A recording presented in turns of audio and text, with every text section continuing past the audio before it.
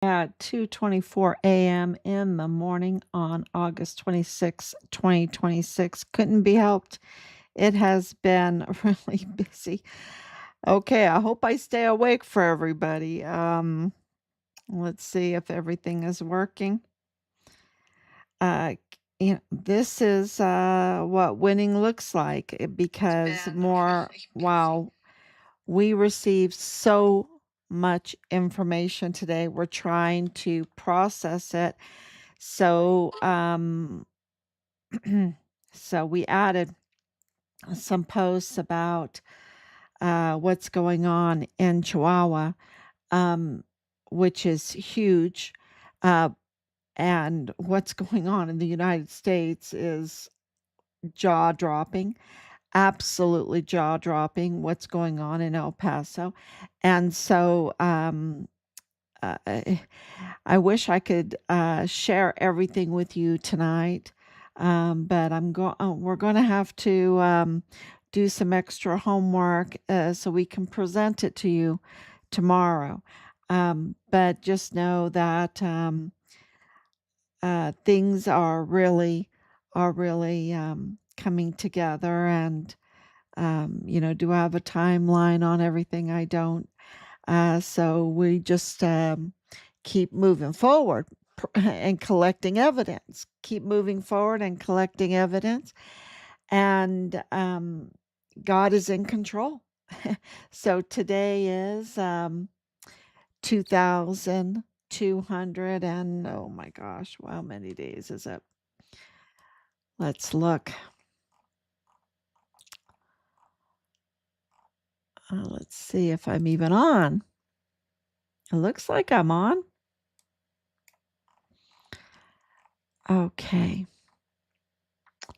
Yes, and did I not even put in a number? I didn't even put in a number. Okay.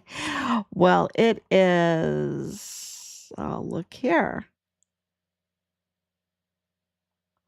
Let's see. This doesn't even have a number. Why is that? I know it's 2,213, I think. Let me look. I am going to find out. Oh, I can't look. Oh, yeah. 2,214 days. Can you believe it? Is just absolutely mind blowing. Okay, so now I can get started here. So 2,214 days since Richard was forcibly removed from his barracks room there on Fort Bliss because he was a whistleblower. He was the whistleblower, really big whistleblower, in communication with the CID and the FBI and the IG and Child Protective Services and the police and 911 even, and I'm missing a bunch, and the White House. He is the whistleblower. And so it's just the epicenter, right? The epicenter is Richard's Code Red, what they did to him, the retaliation and the Code Red and the cover up. And it happened on Fort Bliss in El Paso, Texas, at building 2479 down in that's his barracks building.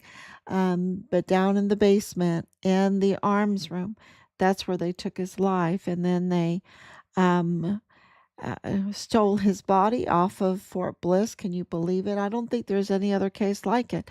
And took it across the border to Mexico for disposal. And all evidence points to that it was disposed at Plenitude Crematorium, which has been under investigation for over a year. And we're keeping really big track of what's going on there.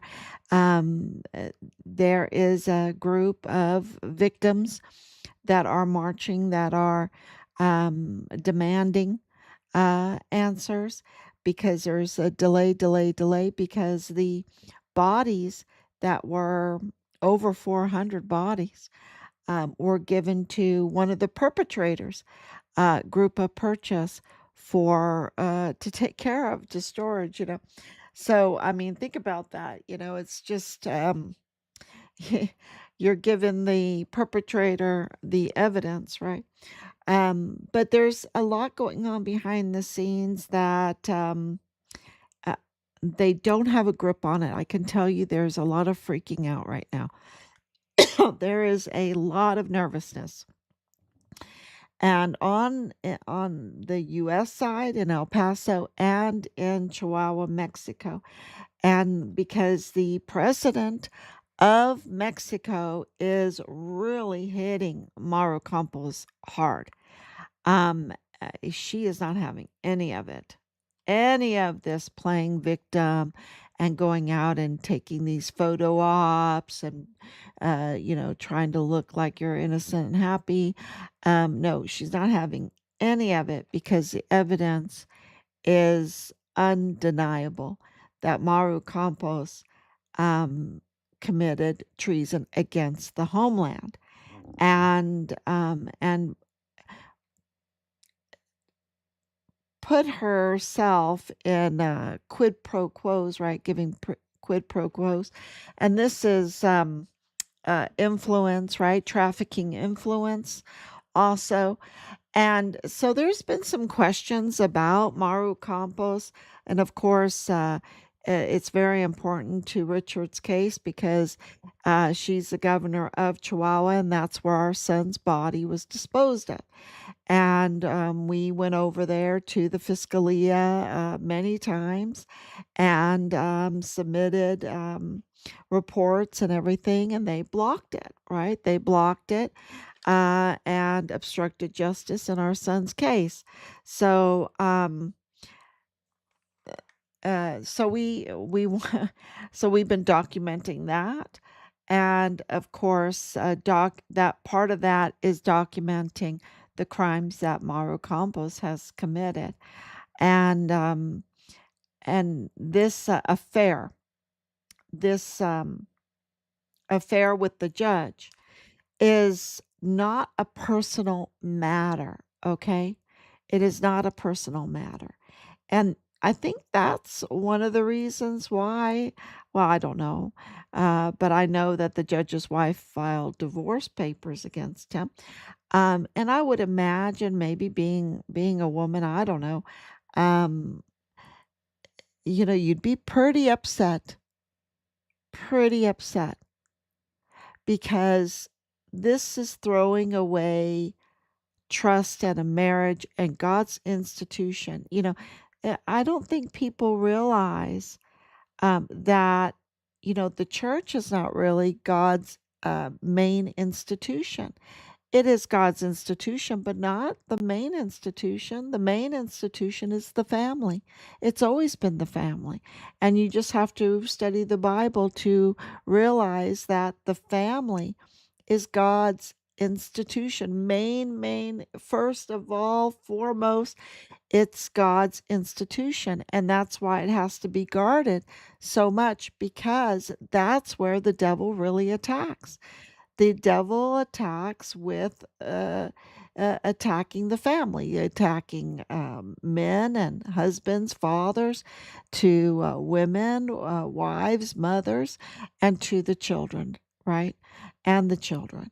Um, and against grandparents, against the devil is always attacking the family because it is the institution of God. And so, of course, one of the 10 commandments is thou shalt not commit adultery, right?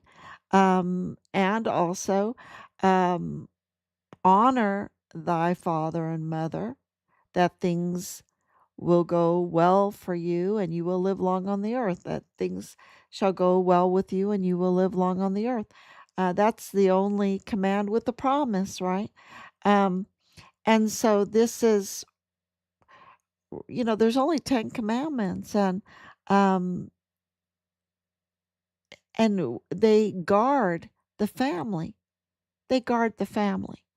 And so, and of course, that requires trust and loyalty and all of that. But what Maru Campos was doing was not about that.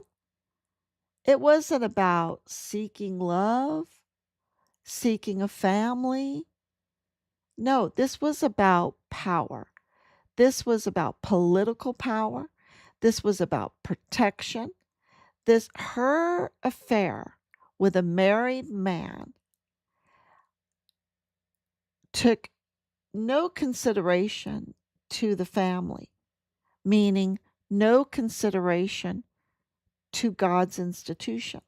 So this is first and foremost, this is like her slapping God, right? Turning her back on God, disrespecting God, whatever you want to call it.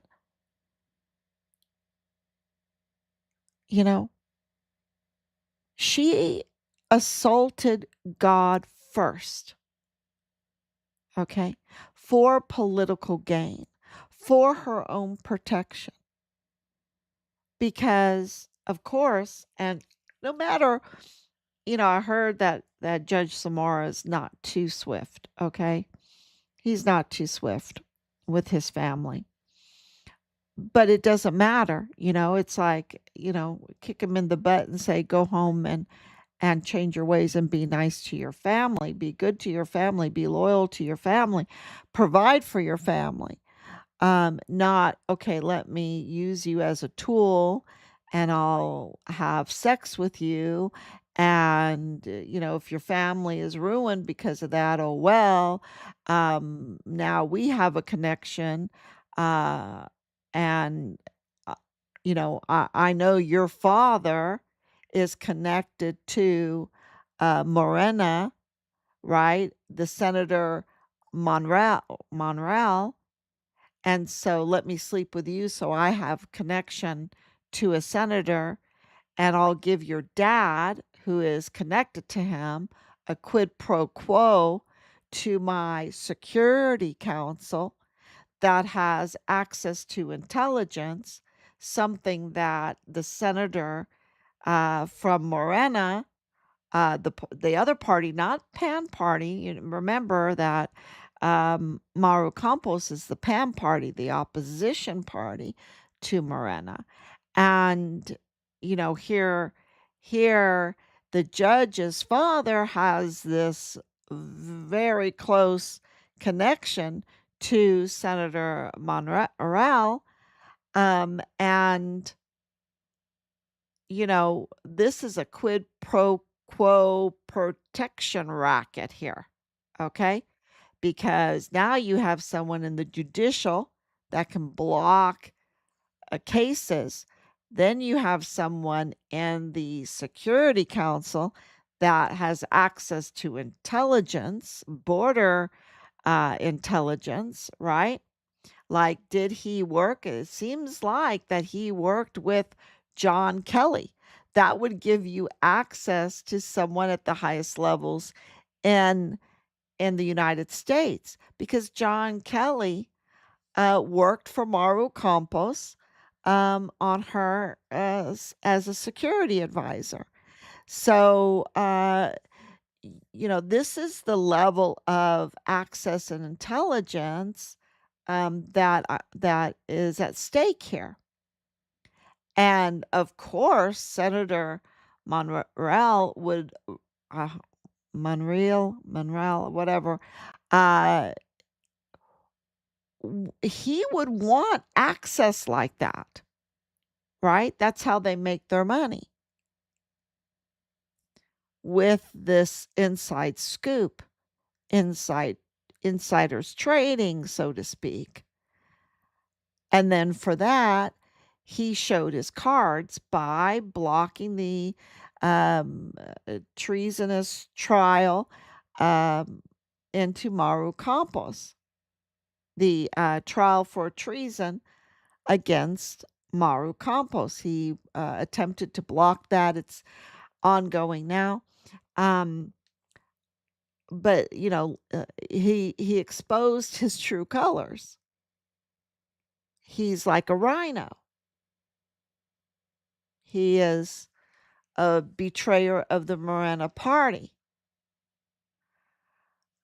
And so, this is absolutely a, a, p- a protection racket circuit when you see Judge Zamora, Judge Zamora's father on the getting the quid pro quo from Maru Campos, getting that cushy job, high paying job on the intelligence uh, council, and then, having his major connections with the senator, um, who can block and give protection to Maru Campos for a little time anyway, but things are really heating up.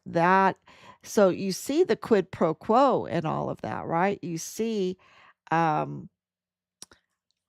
this uh, protection circuit, right? That it's a treasonous enterprise. That's what this is, and it's all coming out. And it all has to do with Richard because he was whistleblowing and they went after him and they took his life and they covered it up and they took his body to Chihuahua, Mexico for disposal. So that's why this is very, very important. And it is has more weight um, because Richard was a U.S. Army soldier. So this is what does that mean? That his life is more precious than others? No, but it means that there's a national security threat. It is a political action, a security threat, an infiltration in our military installation, in our city, in our city system, and of course in Chihuahua, too. That both the United States and Mexico's sovereignty was breached, putting both the peoples of the United States and Mexico at risk, at great risk. So that's why being a whistleblower is different than being a witness. And Richard was a whistleblower because he was a U.S. Army soldier. And this was a national security breach and more. So that's why what they did, Zamora and Maru Campos and Zamora's dad and Senator Monreal, Rail, whatever, um, what they did is so bad, very bad. So I want to thank everybody for their sharing. We have some major sharing going on and we're getting some really good numbers. And so I just want to thank everybody for doing that. I received confirmation that we are being called the place to go to as a reliable source for news, for current events. And I just want to thank everybody for sharing all of our information that gave us that honor. And also for everyone sharing information to us that we vet it carefully, and we share it, and it's given us day in and day out, given us a huge measure of respect. And so that only could be because of you and sharing and just helping out um, by all the tips, all the tips that we've been getting. So I just want to thank everybody for that. It's just amazing. Scott Bessent, I call him the General Patton, right? The General Patton. You can't really give President Trump any other name than President Trump, right? Because he's just one of a kind, really one of a kind. And those two together with General Besant, and he's not a real general, but I call him General Besant because he is like the general right now. Because there's so a lot of dirtiness that you have to um, try different legal means to fight your enemies. And that is exactly what President Trump has done with Scott Bessent, the Secretary of Finance. And they absolutely have signaled now that they know where all the money laundering is. And that's very good news for us. They absolutely, and they're going after it. They're going after the money laundering. So that is, and we've been trying to help them out as much as we can as we have found these stash points. So uh, just wanted to let you know that General Besant is on the move, and it's huge. Um, I'm just trying to think about everything that we have learned in the last days that I'm allowed to say because there's so much, because it has to do with the major establishment there in El Paso. And I think tomorrow yeah, it'll be clear. It'll be clear, and we'll know exactly how to report on all of this. But it is really big. It's so big, y'all. Everything about Richard's case is big, and uh, with the fuel theft and all the other trafficking and the children and um, all of it, all of it. So once one foot in front of the next, and things are looking very good. I don't want to I don't want to brag or anything. Things are looking really good, and we're getting very close to Richard's remains. That is our goal. So that's if you can just share all that information that I've just put out and posted about Maru Campos, and then going back to El Paso and what we have just discovered. I'm still shocked by the whole thing, and not shocked, right? Shocked and not. You would think that I would be not shocked by now, but shocked and not shocked. Um, and as soon as um, we check this information, as soon as we vet this information and it is confirmed, and I believe that it is confirmed, but we just want to make sure that we double check, right? Um, we will absolutely share it with everybody. So it's pretty jaw dropping. So thank you so much, everyone. And I am